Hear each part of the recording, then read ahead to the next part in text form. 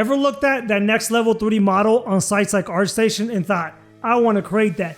You're not alone. Many of us get into 3D modeling fueled by the inspiration from those polished 3D models by professional artists, only to find ourselves facing one formidable technical foe: topology.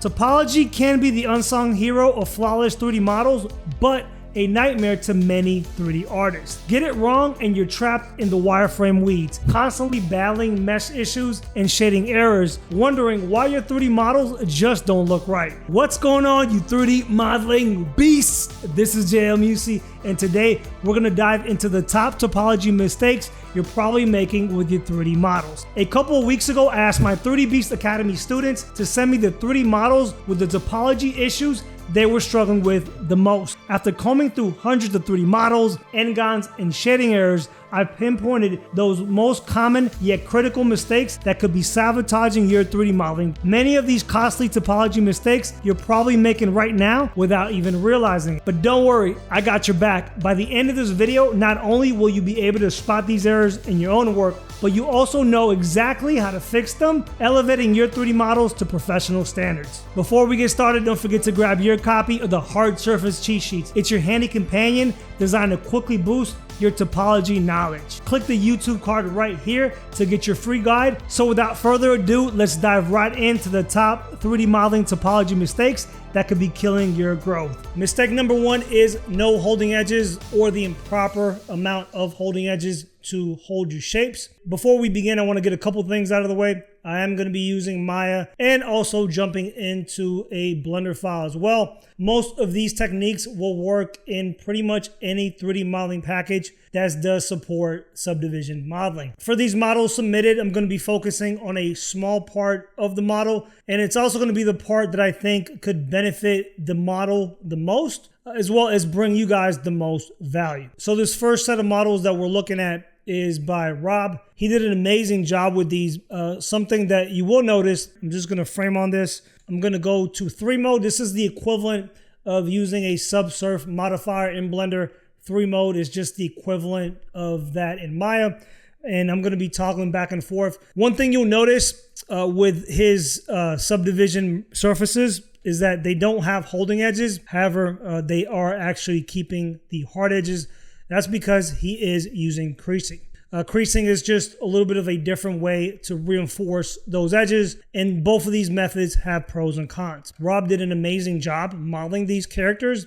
One of the mistakes that Rob did is that he didn't properly reinforce these edges right here on this shape. So if we zoom in here and we go into 3 mode, this is just subdivision mode, we'll notice that this is collapsing on itself. So for inside corners, you're going to need 3 edges here to properly reinforce this shape.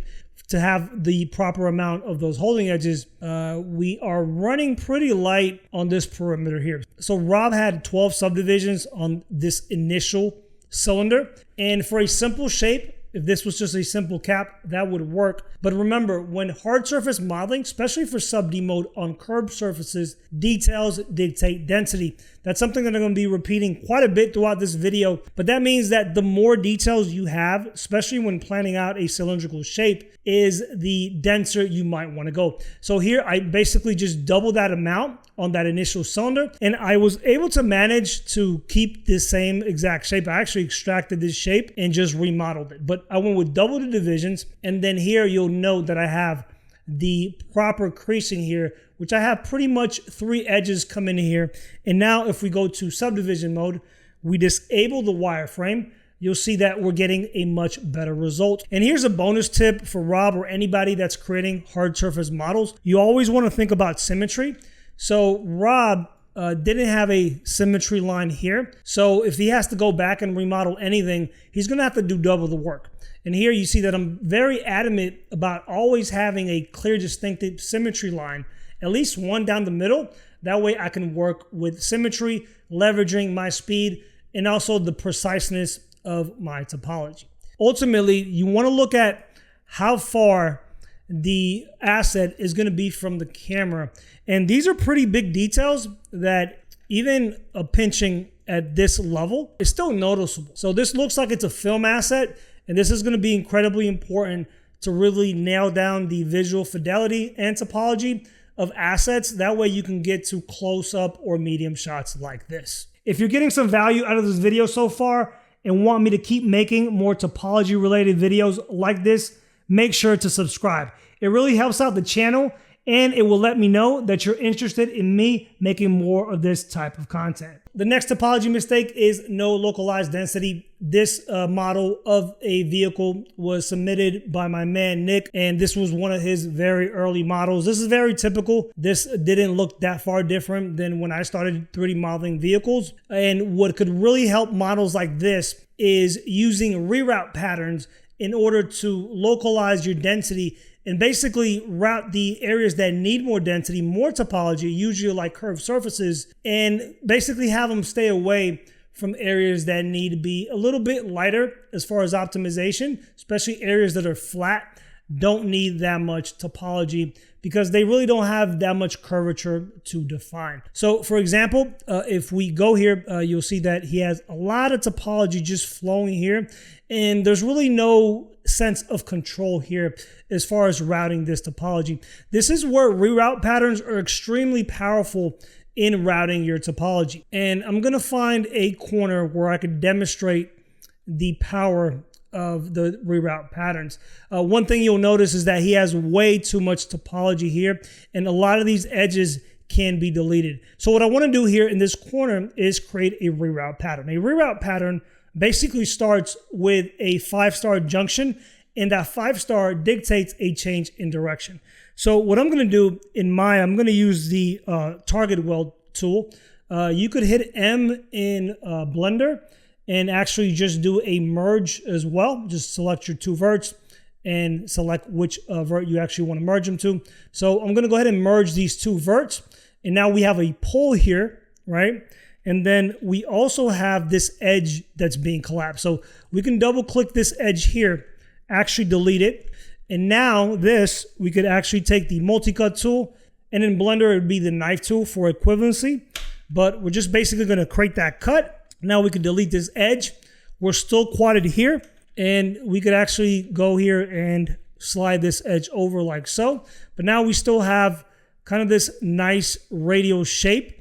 We have this pole, and we were able to cut out that shape. So let me show you what a more cleaned up version of this vehicle would look like. And obviously for this model, I didn't have any reference, so I was just kind of guessing what areas I needed to uphold, what areas I didn't. But this should be pretty much what you need for the front of your vehicle. Something else that I did here is actually start off with a cylindrical cap, and I kind of attached it here. And now we're getting a much better profile here for the area where that wheel needs to be inset. So overall here, I was able to basically reduce pretty much every other edge, use these reroute patterns to really localize that density. So for vehicle modeling, having that localized density is key to getting a mesh that is pretty lightweight, yet still smooths out fine and looks great in subdivision mode. I'm going to quickly throw on one of the vehicles that I created, and you'll quickly see what I'm talking about on a completed model where you don't have a lot of density in simpler flat areas like the roof or even the hood of the car versus something a lot more detailed like the front of the car, that front bumper that houses the grille, the lights, and all these details that need to be carved into it. Next topology mistake on the list is modeling everything as one part. Bren right here created this buggy. Overall, he did a decent job. There's obviously areas he could improve upon, but I do want to focus on this part right here. You'll see that he has a lot of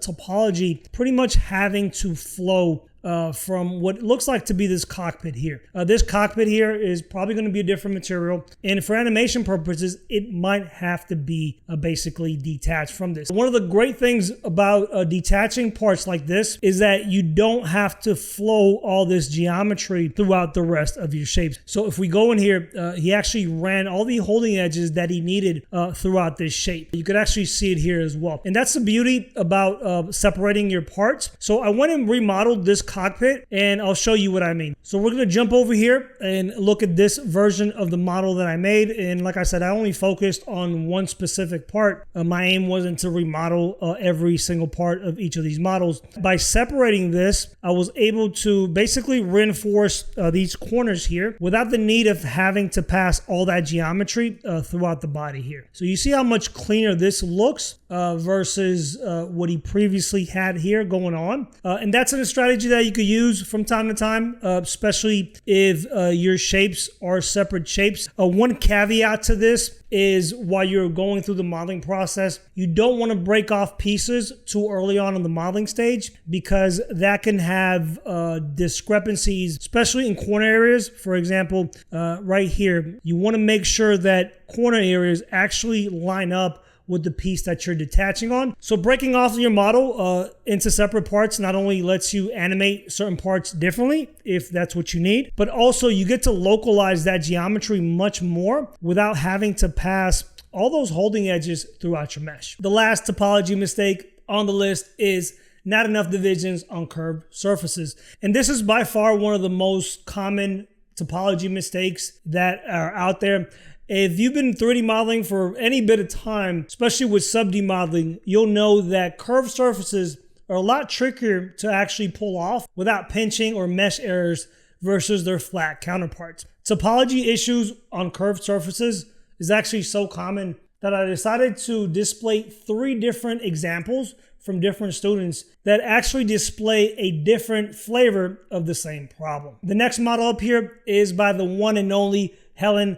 She joined 3D Beast Academy at 70 years young and has been crushing it since.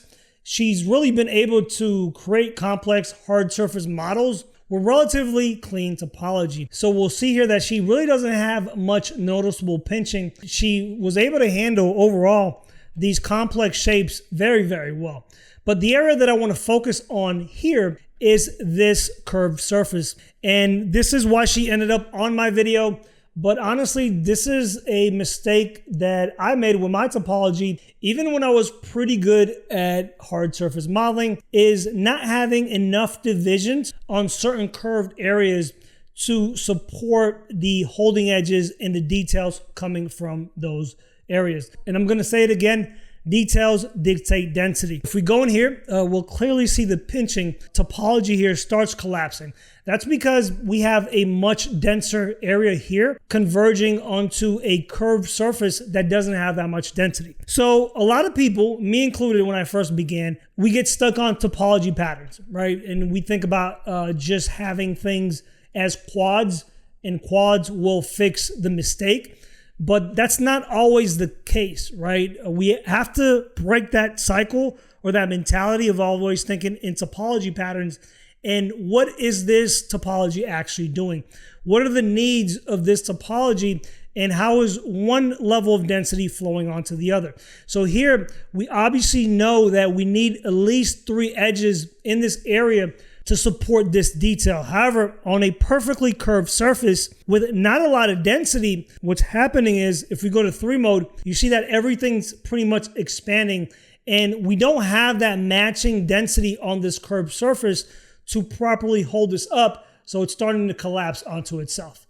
So now I'm going to jump to the part that I remodeled for, and you see that this is a lot cleaner. You see how all these details and even all these corners are actually held up fine. The funny thing about this is that I actually kept the same exact pattern that she had. So if we go back here, you'll notice that she had this diamond pattern here, and I also have a small diamond pattern. But the only difference is that I have much more initial denser geometry on that cylindrical part to actually support those details. And we really don't get a lot of pinching. Something else that I did on this part is I started to use diamond patterns here to reduce the topology on the flat areas. Obviously, I left it here by itself, but you can't always reduce on the flat areas. Now, you might be thinking to yourself, well, JL, why don't I just actually add density in the areas that I need while keeping these areas relatively light? The best example that I can show you is this mashed up cylinder. So I basically created one initial cylinder with 16 sides. I cut out essentially 4 slices of that pie, and then I used another much denser cylinder of 32, and I actually stuck those slices in there. So basically this is comprised of 2 perfect cylinders. However, this slice is double the density here. Now, if we jump here to the top view and we go into subd mode, we see that this cylindrical shape is lopsided. So if you need a perfect cylindrical shapes, this is not an ideal method, even though in a way it does make sense. The problem with this solution, since this is much less dense, there is some shrinkage going on that this side doesn't have as it is more dense. So if you actually look at it, it does look pretty lopsided. And this is something that you have to keep in account when creating perfect cylindrical areas like wheels, or in this example, this curved surface. But overall, I'm super proud of this model and Helen's work ethic to really create these complex hard surface models with pretty clean topology. So this model is by my man Deacon. He did an amazing job overall. Really not a lot of pinching, nothing major that really sticks out. There are just a couple of issues of just kind of continuing some of the edge flow. What I want to focus on is this curved surface here. Something you'll note here is if we disable the wireframe, even at a subdivision level of 2, so if I jump in here and we look at our mesh, we see that we're sitting at a subdivision level of 2. This is a pretty big radius for this shape. So if we take off the wireframe, you can see that we get noticeable faceting here on this shape, even at a relative medium distance. This is because this is a large radius on this shape. And look at this smoothness here, which obviously we have faceting, versus this right here. So that initial density of those cylinders, you really got to think about a little bit more, especially when you're having larger shapes. So all things being equal, this, which looks like it only has 8 divisions for such a large radius, should be a lot more than something equivalent. If we look at this curvature, this was a perfect cylinder. This also has 8 all the way around. So what this is going to cause us to do is having to bump up our subdivisions quite a bit more just to get the right smoothness for just this shape. So we'd probably have to go to a level 3. Now, if we subdivide this looks nice and smooth. Keep in mind that bumping up your subdivisions just to get a little bit of a smoother shape in one area is a bit overkill. And for larger, more complex scenes, this will start to bog your scene down. So the better approach would be just to actually use a cylinder here that's a little bit more subdivided. Now, if we go into 3 mode and we stick to a subdivision level 2, you see that actually holds up pretty well. And there's no need to go to a 3. So right here, we're looking at a 2. And now we need to be at a 3 to get the same smoothness here. So this is definitely a much more optimized mesh. And even when you're doing sub-D modeling, you still want to think about your mesh optimization. And last but not least, we have Nick, who provided this nice looking coffee machine here, and he did a great job in capturing the shape. However, Nick was having the issue of that he learned a primarily Booleans workflow without really just understanding or having the knowledge of how to properly clean that topology and execute surfaces that are going to look good in subdivision or using this subdivision modifier. And overall for this model, since he has a pretty clean shape, even though a lot of these shapes are not quadded, all you would have to do is go in with a knife tool or even just start connecting these vertices to start quadding some of this out. This would be a much cleaner subdivision surface. Again, I do want to focus on just one part of this, and I'll focus on this area here. If you see my brain starting to smoke, is just having to go from Maya navigation to Blender navigation. So I'm going to go to edit mode here and just disable the subsurf modifier. Take off the overlay here, which is going to disable my wireframe. You'll see that he's having a lot of shading issues. So let me go in here and hide this shape. Now with this part hidden, we'll see the root of the issues that Nick was having. Again, details dictate density. So if we go in here and we actually look at one of these other parts, you'll see that all these actually go into subdivision mode fine. And you see for these simpler shapes here, if I go and actually bump up the divisions and disable the wireframes, see that we have a really smooth result. However, it looks like he tried to take this same density here and apply it to this shape, which has a lot more details coming out of it. And this is why I always say details dictate density. So going back to the knob here, this is pretty much the version without the bevel modifier. And this is pretty much my result. One I decided to use creased edges, and one I decided to use regular holding edges. But if we take this overlay off, you see that we get the same exact result. Now, how I was able to get this much cleaner result really stemmed from me starting with a much more subdivided surface to be able to support these details. So I actually went with about double the density of that initial topology that Nick actually had. So you'll see that by me using a lot more density here, I was able to have enough topology that I could route these edges, all this detail, without really having a lot of pinching. And this is the proper amount of subdivisions on this cylindrical surface to actually have a nice smooth result, even when using sub-D mode. Nick, this is a fantastic start. This is a fantastic shape, but having that little bit of extra topology knowledge is going to really push you to a pro level. Even though you are using Blender and taking my hard surface modeling course, I definitely already see the progress. So I think you're in the right route, Nick, and I'm super proud of the work that you've been doing so far. I hope this video cleared up some of the common topology mistakes for you, but learning doesn't have to stop here. If you're serious about moving from a hobbyist to a 3D pro and creating production quality 3D models, having spot-on topology is key. It's a must if you aim to break into commercials or the VFX industry. And for that, I made this video right here. It builds on what you just learned here, and I packed it with my top secrets based on my very own 3D models. So don't miss out. Jump into the next level of learning now. Until we meet again, folks, I will catch you next time.